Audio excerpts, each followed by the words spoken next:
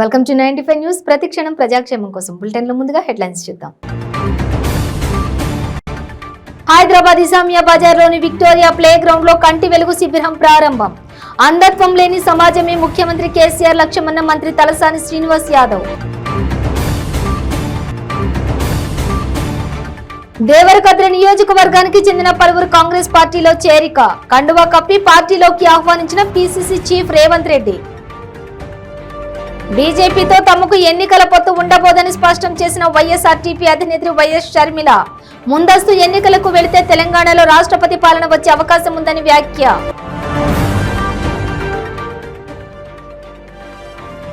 GHMC నిర్లక్ష్యానికి మరో నిండు ప్రాణం బలి. మల్కాజ్గిరి న్యూ మిర్జాలగూడలోని డ్రైనేజీ గుంతలో పడి వ్యక్తి మృతి. డీటెయిల్స్ చూస్తే దేశంలో ఏ రాష్ట్రంలో లేని విధంగా ముఖ్యమంత్రి కేసీఆర్ కంటి వెలుగు కార్యక్రమానికి శ్రీకారం చుట్టారని మంత్రి తలసాని శ్రీనివాస్ యాదవ్ అన్నారు. అంధత్వం లేని సమాజమే ముఖ్యమంత్రి కేసీఆర్ లక్ష్యమని ఆయన తెలిపారు. హైదరాబాద్ ఇసామియా బజార్లోని విక్టోరియా ప్లే గ్రౌండ్ లో ఏర్పాటు చేసిన కంటి వెలుగు శిబిరాన్ని ఆయన పర్యవేక్షించారు. హైదరాబాద్ నగర వ్యాప్తంగా గత 3 రోజులుగా 6 లక్షలకు పైగా స్క్రీనింగ్ టెస్టులు నిర్వహించామని 1,53,000 మందికి రీడింగ్ గ్లాసులను అందజేశామని అన్నారు. మరో 1,14,000 మందికి ఒక నెల రోజులలో గ్లాసెస్ ను అందజేయనున్నట్లు పేర్కొన్నారు. ఇప్పటి వరకు 3,52,000 మందికి కంటి సమస్యలు లేనట్లు తేలిందన్నారు. 100 రోజుల పాటు కొనసాగే ఈ కార్యక్రమంలో ప్రతి ఒక్కరూ పాల్గొనాలని తలసాని కోరారు.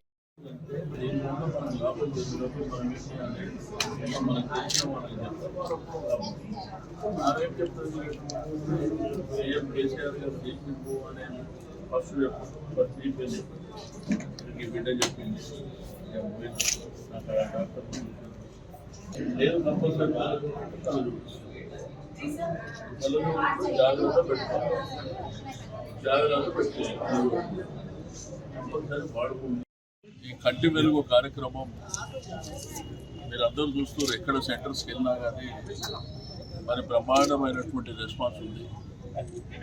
ఈరోజు ఏంటంటే దేశంలో రాష్ట్రాలలో ప్రభుత్వాలు ఉంటాయి కానీ ప్రభుత్వాలు ఎప్పుడు కూడా ఇంత కింది వరకు ఆలోచన చేసినటువంటి దాఖలాలు లేవు. మరి గౌరవ ముఖ్యమంత్రి గారు కేసీఆర్ గారు ఏ కార్యక్రమం తీసుకున్నా కానీ ప్రజల్ని దృష్టిలో ఉంచుకొని మరి చేపట్టడం జరుగుతుంది. రెండోది 3 రోజుల నుంచి ఇది 4వ రోజు జరిగే కార్యక్రమంలో ఇప్పటి వరకు హైదరాబాద్ సిటీలో 6,22,650 మందికి ఈ స్క్రీనింగ్ టెస్ట్ చేయడం జరిగింది. దీంట్లో రీడింగ్ క్లాసెస్ 1,53,061 ఇప్పటి వరకు మరి ఇవ్వడం జరిగింది. 1,14,657 అంటే డాక్టరు ఆ ప్రిస్క్రిప్షన్ ఇచ్చేటప్పుడు వారికి రెఫర్ చేయడం జరిగింది. అవి కూడా మీకు ఒక 1 మంత్ లోపల వాళ్ళ ఇంటి దగ్గర డెలివరీ చేయడం జరుగుతుంది. దీంట్లో మనం చెక్ చేసిన దాంట్లో కంటి సమస్యలు లేని వాళ్ళు 3,52,000 మందికి కంటి సమస్య లేకుండా అంటే ఇప్పటి వరకు చూసిన 6 లక్షల చిల్లర చూసిన వాళ్ళు. అయితే దీంట్లో ఏంటంటే ఇది గొప్ప కార్యక్రమం. ఈ కార్యక్రమంలో మరి మనము మొన్న స్టార్ట్ చేసుకున్నటువంటి కార్యక్రమం జూన్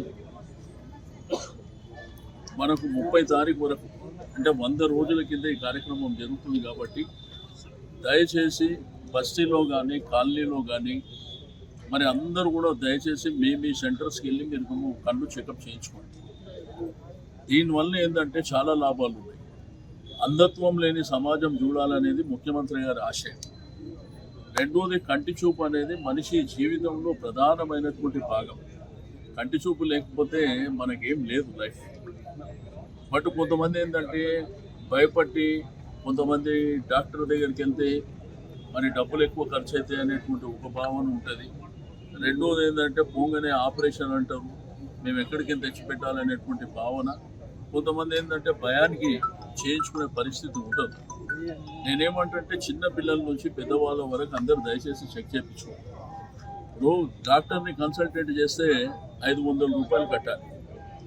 ఆపరేషన్ చేయాలనుకుంటే 50 నుంచి 1,00,000 రూపాయల వరకు ఖర్చు అవుతున్నటువంటి. బట్ ఇక్కడ తెలంగాణ ప్రభుత్వం గౌరవ ముఖ్యమంత్రి గారు అన్నీ ఫ్రీగానే. ఈరోజు ఏంటంటే వాళ్ళ స్క్రీనింగ్ టెస్ట్ అయిన తర్వాత మన పిసిసి అధ్యక్షులు రేవంత్ రెడ్డి సమక్షంలో కాంగ్రెస్ పార్టీ వనపర్తి జిల్లా దేవరకద్ర నియోజకవర్గానికి చెందిన పలువురు బీఆర్ఎస్, బీజేపీ, టీడీపీ నేతలు, కార్యకర్తలు పార్టీలో చేరారు. వారికి పార్టీ కండువా కప్పి పిసిసి చీఫ్ రేవంత్ రెడ్డి పార్టీలోకి ఆహ్వానించారు.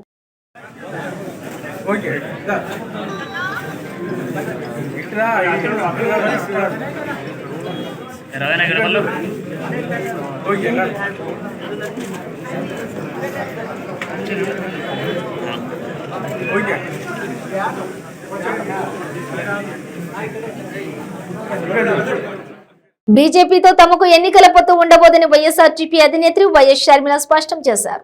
రాష్ట్రంలో ముందస్తు ఎన్నికలు రానేరావని, అవి టీపీసీసీ అధ్యక్ష పదవిని కాపాడుకునేందుకే రేవంత్ రెడ్డి మాట్లాడుతున్న మాటలని విమర్శించారు. ఈ నెల 28 నుంచి తన పాదయాత్రను పునః ప్రారంభిస్తారని తెలిపారు.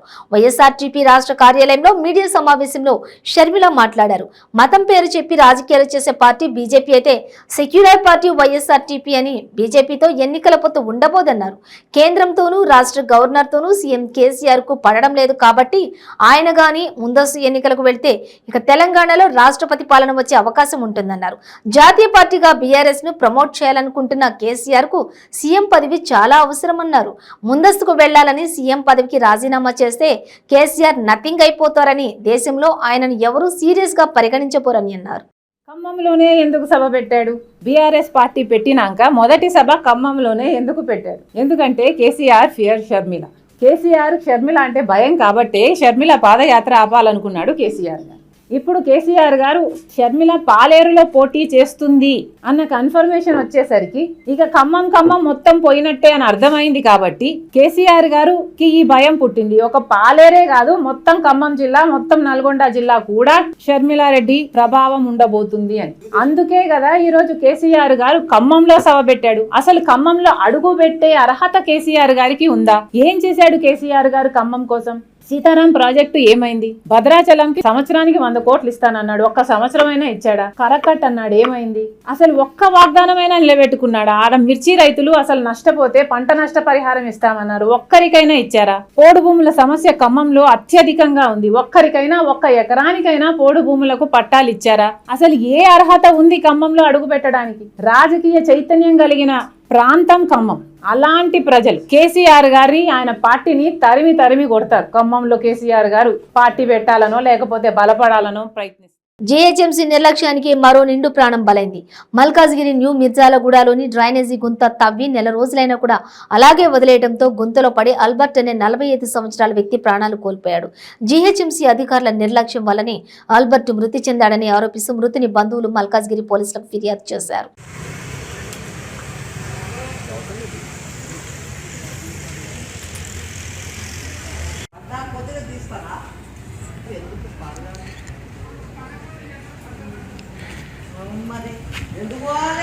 జాతీయ బాలికా దినోత్సవం సందర్భంగా యాదగిరిగుట్టలో జిల్లా న్యాయ సేవా అధికార సంస్థ, యాదాద్రి భువనగిరి జిల్లా ప్రభుత్వ మరియు ప్రభుత్వేతర సంయుక్త ఆధ్వర్యంలో ర్యాలీ కార్యక్రమం నిర్వహించారు. ఈ కార్యక్రమానికి మొదటి అదనపు జిల్లా న్యాయమూర్తి కె మారుతిదేవి, ప్రధాన senior civil judge K Dasaratha Ramaiah, ప్రధాన junior civil judge D Nageswararao మరియు ఇతర ప్రభుత్వ పోలీస్ అధికారులు ప్రారంభించి ర్యాలీని బాలికల రక్షణ, చట్టపరమైన హక్కుల నినాదాలతో పాతగుట్ట మరియు వీధులలో చైతన్య యాత్ర చేశారు. ఈ కార్యక్రమంలో మొదటి అదనపు జిల్లా న్యాయమూర్తి కె మారుతిదేవి మాట్లాడుతూ నేటి సంఘంలో బాలిక రక్షణ పెను సవాలుగా మారిందని, నాగరికత, సాంకేతికత, విద్య, విజ్ఞానం పెరుగుతున్న కొద్దీ మనిషి తనను తాను మరిచి మానవతా విలువలను పాటించక, చట్టాలను గౌరవించక అసాంఘికత్వానికి లోనై మనిషి రాక్షసుడిగా ప్రవర్తిస్తున్నాడని, బాలికా సంరక్షణ, విద్య అభివృద్ధిలో బాధ్యతగా మెలగాలని అన్నారు.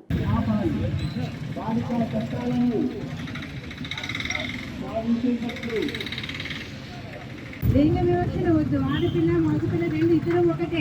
మన చట్టం ఇద్దరికి సమానం చెప్తుంది. మనం కూడా ఇద్దరు సమానంగా చూడాలి. బాలిక ఎంతైనా మోసుకుంటుందని మనం చెప్పాము, కానీ అదే విధంగా ఆమె మనకి భవిష్యత్తుకు భవిత, మన దేశం యొక్క సొత్తు కూడా. అలాగే ఆడపిల్లలు కూడాను వాళ్ళ యొక్క బంగారాన్ని కాపాడుకోవాలి. అది మనకి బాధ్యతగా పడాలి. ఒక ఆడపిల్లకుండా ఎవరికి వాళ్ళకి సంరక్షించుకుంటూ, అదేవిధంగా మన తల్లిదండ్రులు కానీ, మన ఉపాధ్యాయులు కానీ, బయట మన డ్రైవర్స్ కానీ వాళ్ళందరూ కూడా బాలికలు చాలా బాగా చూసుకోవాలి. బాగా చూసుకోవడం అంటే మంచి ప్రేమగా చూసుకోవాలి. ఎందుకంటే వాళ్ళ యొక్క మన మానవ జాతి ఆదర్శాలు వాళ్ళు ఆ విధంగా మనం పెంచాలి. సో ఇంకా ముందు వచ్చేటప్పటికి ఈ నగరం ఈ ఊర్లోని ఆ విధమైన వ్యవస్థ జరగకూడదని ప్రతి ఒక్కరిని ఆశిస్తున్నాము.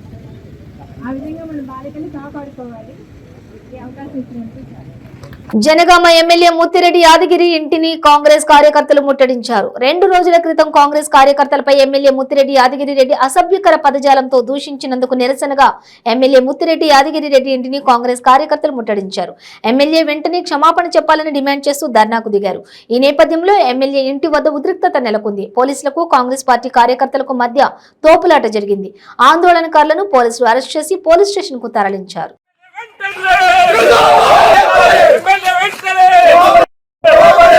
కాంగ్రెస్ కార్యకర్తలకు కాంగ్రెస్ పార్టీ కార్యకర్తలకు ఎమ్మెల్యే వెంటనే కాంగ్రెస్ కాంగ్రెస్ కాంగ్రెస్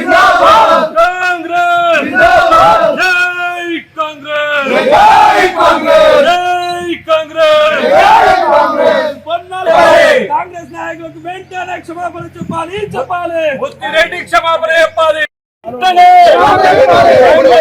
కార్యకర్తలకు ఎమ్మెల్యే వెంటనే జై కాంగ్రెస్ జై కాంగ్రెస్ జై కాంగ్రెస్ జై కాంగ్రెస్ జై కాంగ్రెస్ జై కాంగ్రెస్ జై కాంగ్రెస్ జై కాంగ్రెస్ జై కాంగ్రెస్ ఎమ్మెల్యే వెంటనే ఏం చేస్తలేదు. ఇది కాదు సార్, ధర్నా చేయడం అసాంఘికమా సార్? ధర్నా చేయడం అసాంఘికమా?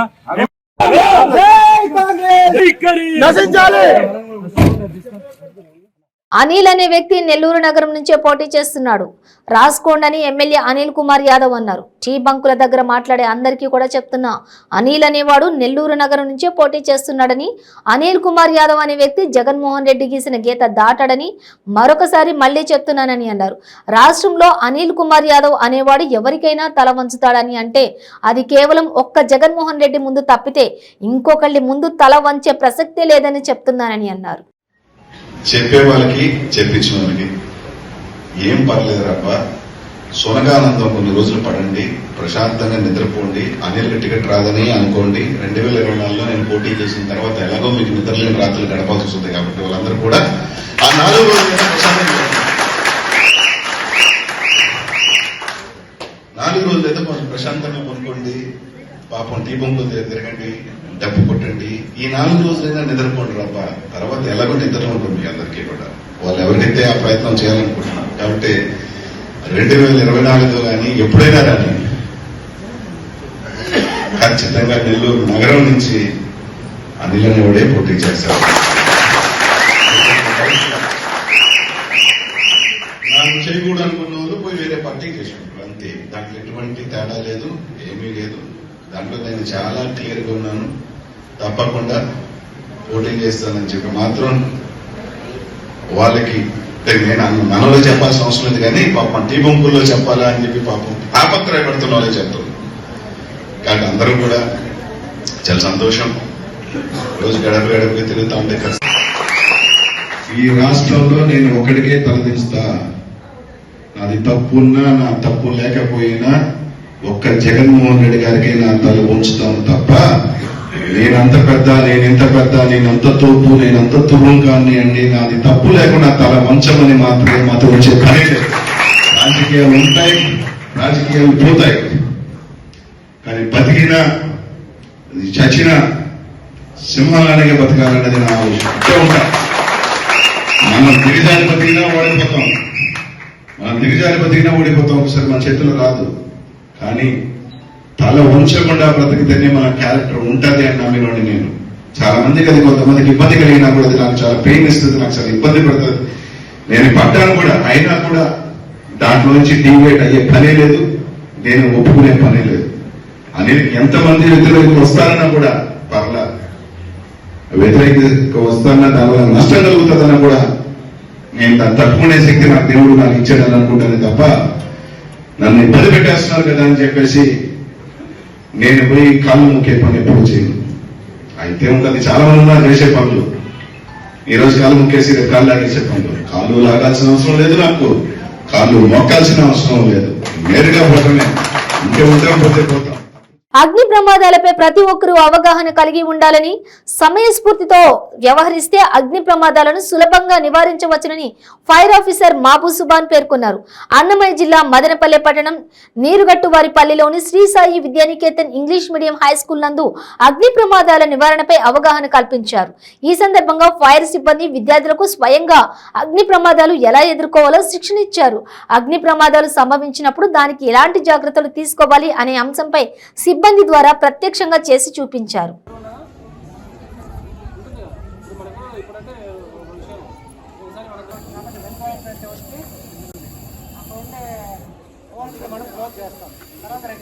అందరికీ గుడ్ మార్నింగ్. నా పేరు కే మాబూస్వాన్, స్టేషన్ ఫైర్ ఆఫీసర్ మదనపల్లి. ఈరోజు వచ్చేసి శ్రీ విద్యానికేతన్ సార్ను రిక్వెస్ట్ చేస్తే సారు మనకు అవేర్నెస్ క్లాస్ చెప్పేకి ఓకే చెప్పారు. కాబట్టి పిల్లలకు మినిమం ఫైర్ గురించి అవగాహన కల్పించాలనే ఉద్దేశంతో, అంటే ఫైర్ ఏ విధంగా స్టార్ట్ అవుతుంది, చిన్న చిన్న ప్రమాదాలు జరిగినప్పుడు మన ఇళ్ళల్లో మనం ఏ విధంగా సెల్ఫ్ రెస్క్యూగా, అంటే ఆ ప్రమాదాలను ఏ విధంగా, ఇప్పుడు ఎల్పిజి సిలిండర్ లీక్ అవ్వడం కానీ, తర్వాత ఎలక్ట్రికల్ ఫైర్ అవుతూ ఉంటాయి. ఇలాంటి అయినప్పుడు భయపడకుండా మనమే మనకు అందుబాటులో ఉండే వస్తువులతో ఏ విధంగా ప్రమాదాలను అరికట్టవచ్చు అనే ఉద్దేశంతో పిల్లవాళ్ళకు క్లాస్ గురించి అవగాహన కల్పించేసి లైవ్ డెమో ద్వారా కూడా వాళ్ళకు అవగాహన కల్పించడం జరిగింది. పిల్లలు కానీ చాలా చక్కగా అవగాహన చేసుకొని పార్టిసిపేట్ చేసేసి లైవ్ డెమోస్ అందుకు చేయడం జరిగింది. సారుకు పిల్లవాళ్ళ అందరికీ కూడా మా తరఫున ప్రత్యేకంగా ధన్యవాదాలు తెలుపుతున్నాను. ఏపీ ప్రభుత్వం ఉద్యోగుల సంఘం గుర్తింపు రద్దు చేస్తామంటూ రాష్ట్ర ప్రభుత్వం బ్లాక్ మెయిల్ చేయడం తగదని సిపిఐ రాష్ట్ర కార్యదర్శి కె రామకృష్ణ అన్నారు. ఉద్యోగుల బోర్డు, ప్రభుత్వం, ముఖ్యమంత్రి, మంత్రులు కూడా పట్టించుకోకపోతే ఎవరికి మొరుపెట్టుకోవాలని అన్నారు. తమ సమస్యల పరిష్కారం కోసం ఉద్యోగులు గవర్నర్ కు విన్నవించడం నేరమా అని ప్రశ్నించారు. ఉద్యోగ సంఘాల నేతలు రాజకీయ అంశాలేవి ప్రస్తావించలేదు కదా అని అన్నారు. ఉద్యోగ సంఘం నేత కెఆర్ సూర్యనారాయణపై రాష్ట్ర ప్రభుత్వం కక్ష సాధింపు ధోరణి సరికాదని అన్నారు. ప్రభుత్వ ఉద్యోగుల సంఘం అధ్యక్షుడు కెఆర్ సూర్యనారాయణ గారికి నోటీసులు ఇవ్వడము, తర్వాత వారి సంఘాన్ని గుర్తింపు రద్దు చేస్తామని ప్రభుత్వం చెప్పడము, ఇది ఏ రకంగా కూడా సమంజసం కాదు. ఇవాళ ఉద్యోగస్తులు కానీ ఉపాధ్యాయులు కానీ వారికి ఇవన్నీ సమస్యలు ఉంటే సహజంగా మంత్రి గారి దృష్టికి, ముఖ్యమంత్రి గారి దృష్టికి తేవడం ఆనవాయితీ. మరి మంత్రి గారు పట్టించుకోకుండా, ముఖ్యమంత్రి గారు పట్టించుకోకుండా, కనీసం నెల వారికి సక్రమంగా జీతాలు ఇవ్వకుండా వేల కోట్ల రూపాయలు ఇతర బకాయిలన్నీ కూడా పెండింగ్ పెడితే మరి ఆటోమేటిక్గా వారు మంత్రి గారు, ముఖ్యమంత్రి గారు చేయనందువల్ల వాళ్ళు గవర్నర్ గారిని కలిశారు. గవర్నర్ గారికి కూడా వాళ్ళ సమస్యలు వారు విన్నవించుకున్నారు తప్ప వారు అక్కడేం రాజకీయాలు మాట్లాడలే, లేదా ఈ ప్రభుత్వాన్ని బర్తరఫ్ చేయమని అడగలే. వాళ్ళు కోరింది ఏంటి? మాకు సమస్యలు ఉన్నాయి, మా సమస్యలు ప్రభుత్వం తీర్చడం లేదు, మీరు ప్రభుత్వ పెద్దగా మీరు కూడా ప్రభుత్వానికి సలహా ఇవ్వమని కోరారు. అందులో తప్పేమిటి? దానికోసం కూడా వాళ్ళపైన కూడా కక్షపూరితంగా మీ సంఘాన్ని గుర్తింపు రద్దు చేస్తాం, అదేవిధంగా మీ పైన యాక్షన్ తీసుకుంటామని చెప్పి వారికి నోటీసులు ఇవ్వడాన్ని తీవ్రంగా తప్పుపడుతూ ఉన్నాము. ఇది సరైనది కాదు. జగన్మోహన్ రెడ్డి ప్రభుత్వం ఏర్పడినప్పటి నుండి కూడా పదే పదే కక్ష సాధింపు చర్యలు దిగుతాను తప్ప ఏ సమస్యను కూడా సామరస్యంగా పరిష్కారం చేయాలి. మీరు వచ్చినాక ప్రజాస్వామ్య ఉద్యమాలను కూడా మీరు కాలరాసే పద్ధతుల్లో ఇది చేయడమే కాకుండా చివరికి జీవో నెంబర్ 1 తీసుకుని వచ్చి ఆ రకంగా అసలు ఎవరు కూడా రోడ్డు ఎక్కకూడదు, రోడ్లో తిరగకూడదు అనే స్థితికి మీరు దిగజారారు. ఆ రకంగా అప్రజాస్వామికంగా వ్యవహరిస్తూ ఉన్నారు, అందరినీ బ్లాక్మెయిల్ చేస్తూ ఉన్నారు. ఇది ప్రభుత్వ ఉద్యోగుల సంఘాన్ని బ్లాక్మెయిల్ చేయడం తప్ప మరొకటి కానే కాదు. మీకు చేత అయితే వారు ఏ సమస్యలు అయితే లేవనెత్తారో ఆ సమస్యను పరిష్కారం చూపించారు. నువ్వు అది చేయడం ఉన్నా, తర్వాత వాళ్ళ కోరికలు ఉన్న సమంజసమైన కోరికలు ఏవైతున్నాయో వాటి పరిష్కారం అది కాకుండా ఇలాంటి బెదిరింపు రాజకీయాలు మానుకోవాలని చెప్పి ప్రభుత్వానికి హెచ్చరిస్తాం. ద్విచక్ర వాహనాలు నడిపేవారు తప్పనిసరిగా హెల్మెట్ ధరించాలని గూడూరు డీఎస్పీ సూర్యనారాయణ రెడ్డి మరియు గూడూరు ఆర్డీఓ రవీంద్రనాథ్ తెలిపారు. గూడూరు పట్టణంలోని పాత బస్టాండ్ సెంటర్ వద్ద నుండి జాతీయ రహదారి వరగలి క్రాస్ రోడ్డు వరకు పోలీస్ శాఖ మరియు రవాణా శాఖ ఆధ్వర్యంలో మోటార్ సైకిల్ ర్యాలీ నిర్వహించారు. హెల్మెట్ వినియోగించడం వలన కలిగే ప్రయోజనాలను ప్రజలకు తెలియజేస్తూ రాష్ట్ర రహదారి భద్రతా వారోత్సవాల్లో భాగంగా గూడూరు పట్టణంలో మోటార్ సైకిల్ ర్యాలీ నిర్వహించారు. ఈ కార్యక్రమంలో పాల్గొన్న డీఎస్పీ సూర్యనారాయణ రెడ్డి మాట్లాడుతూ ప్రజల్ని చైతన్యవంతం చేసేందుకు వారం రోజులుగా రోడ్డు ప్రమాదాల నివారణ కోసం అనేక కార్యక్రమాలు నిర్వహించామని తెలిపారు.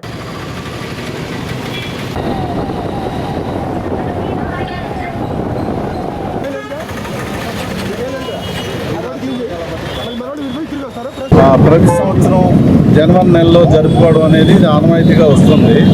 ఇది కొత్త యాక్ట్ అమెండ్ అయిన తర్వాత 1988లో కొత్త యాక్ట్ రావడం జరిగింది. ఆ 88లో యాక్ట్ వచ్చిన తర్వాత 89 నుంచి 89 నుంచి కూడా యథావిధిగా 89 జనవరి 1 నుంచి 7వ తారీఖు వరకు ఈ భద్రతా వారోత్సవాలు కంటిన్యూగా ఇది 34వ వార్షికోత్సవం.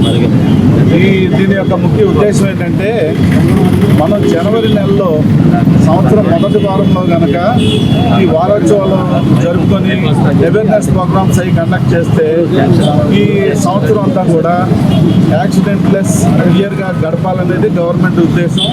దానిలో భాగంగానే మేమందరం కూడా ప్రతిరోజు ఒక్కో చోట అంటే 7 రోజులు జరుపుకుంటాం. 18వ తారీఖు నుంచి 24 ఇది కంక్లూడింగ్ డే. ఏపీ ప్రభుత్వ హయాంలో ఏ వర్గం ప్రజలు కూడా సంతోషంగా లేరని మాజీ ఎంపీ చింతా మోహన్ అన్నారు. 3.5 ఏళ్ల కాలంలో ప్రభుత్వం తీరు కారణంగా ప్రజలు అష్టకష్టాలు పడుతున్నారని, వచ్చే ఎన్నికల్లో వైసీపీకి డిపాజిట్ కూడా దక్కే పరిస్థితి లేదని, వందలాది లక్షల కోట్లు అప్పులు తీసుకొచ్చి దుర్వినియోగం చేస్తున్నారని అన్నారు. బడా వ్యక్తులకు మాత్రమే సహాయ సహకారాలు అందిస్తున్నారని, ఏపీలో జరిగే ఎన్నికల్లో కాంగ్రెస్ పార్టీకి 100కి మించి స్థానాలను కైవసం చేసుకుంటుందని ధీమా వ్యక్తం చేశారు. డాక్టర్ సురేష్ గారు కాంగ్రెస్ పార్టీలో చాలా మంచి నాయకులు. ఆయనకు మంచి భవిష్యత్తు ఉంది కాంగ్రెస్ పార్టీలో. ఏ రోజైనా ఆయన మంత్రి కాక తప్పదు, ఇంకా కూడా కావచ్చు. మంచి క్యారెక్టర్ ఉన్న నాయకుడు, కల్మషం లేని నాయకుడు, మచ్చలేదు. వాళ్ళ నాన్న కూడా అంతే. వారు రకమైనటువంటి నా మిత్రులు అందరికీ హృదయపూర్వక వందనాలు. ముఖ్యంగా భారతదేశంలో ఆర్థిక అసమానతలు పెరిగిపోతా ఉన్నాయి. పేదవాడు నిరుపేద అయిపోతున్నాడు. రిచ్ మ్యాన్ సూపర్ రిచ్ అయిపోతున్నాడు. 30 సంవత్సరాల క్రితం నా ముందు నిలిచినటువంటి వాడు కుర్చీలో లేకుండా నిలబడినటువంటి వాడు ఈరోజు ప్రపంచంలో 2వ కుబేరుడు అయిపోయినాడు. ఎలా వచ్చింది వీళ్ళకి ఇంత ఆస్తి సంపద? ఇది చాలా ముఖ్యమైనటువంటి ప్రశ్న. 8.5 సంవత్సరాల్లో భారతీయ జనతా పార్టీ బయట దేశాల నుంచి అప్పు తెచ్చింది. అప్పు ఎంత తెచ్చింది? 1 కోటి రూపాయలా? కాదు. 1 లక్ష కోట్ల రూపాయలా? 1 లక్ష కోట్ల రూపాయలు అంటే 200 రూపాయల నోట్లు ఇక్కడి నుంచి ఆకాశం అంత ఎత్తు పెట్టుకుంటూ పోతుంటే ఢిల్లీ దాకా వచ్చే డబ్బు 1 లక్ష కోట్ల రూపాయలు. 1 లక్ష కోట్ల రూపాయలు అవుతుంది.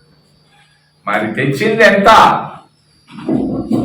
100 లక్షల కోట్ల రూపాయలు తెచ్చారు భారతీయ జనతా పార్టీ కేంద్ర ప్రభుత్వం. బయట దేశాల నుంచి అప్పు తీసుకొని వచ్చారు. మరి 100 lakh crores. ఈ డబ్బు ఎక్కడ పోయింది?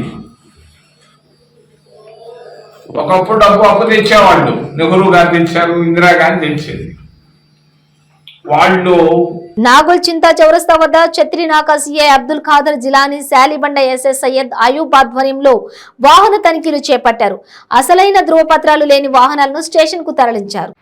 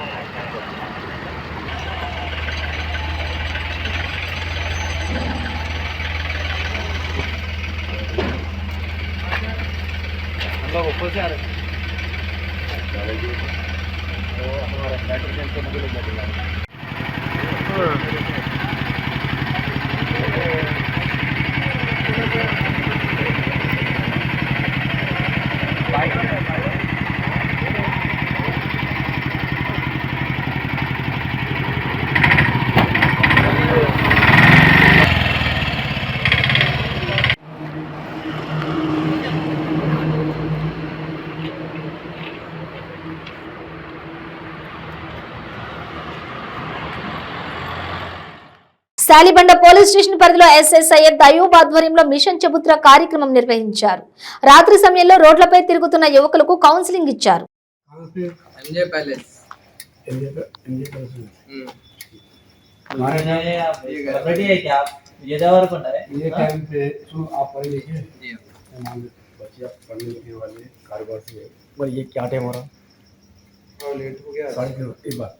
अगर आपको कुछ काम करना है, कुछ बातचीत करना है तो अपना करिए, अंदर जाना, बैठ के बात करना, लेकिन रोडों पे ठहर के बात करना जस्ट है दावत से वही है। पुलिस क्या है आपको मालूम, मिशन का पता कर रहा तो आपको काउंसलिंग करते हैं जी। आपको काउंसलिंग करें तो क्या होता है, सभी को मालूम होता है।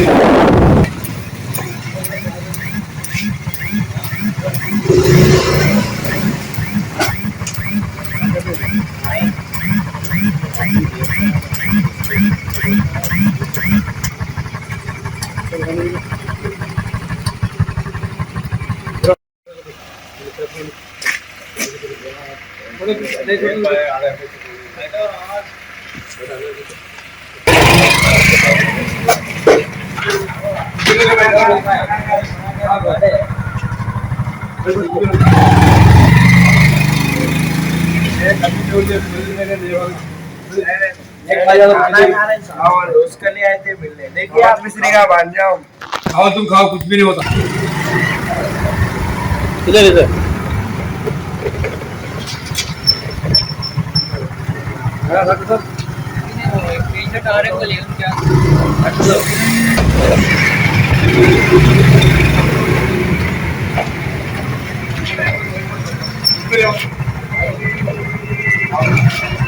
बात करने के लिए आगे बढ़ो। हाँ लेकिन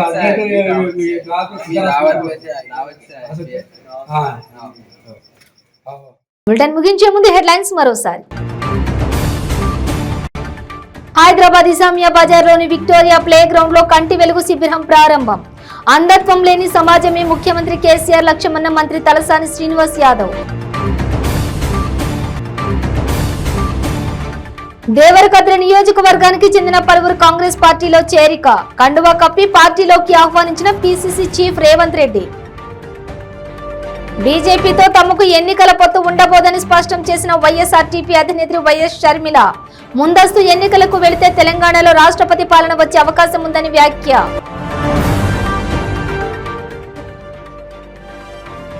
జీహెచ్ఎంసీ నిర్లక్ష్యానికి మరో నిండు ప్రాణం బలి. మల్కాజ్గిరి న్యూ మిర్జాలగూడలోని డ్రైనేజీ గుంతలో పడి వ్యక్తి మృతి. ఇవి బులెటిన్ డీటెయిల్స్. చూస్తూనే ఉండండి 95 న్యూస్.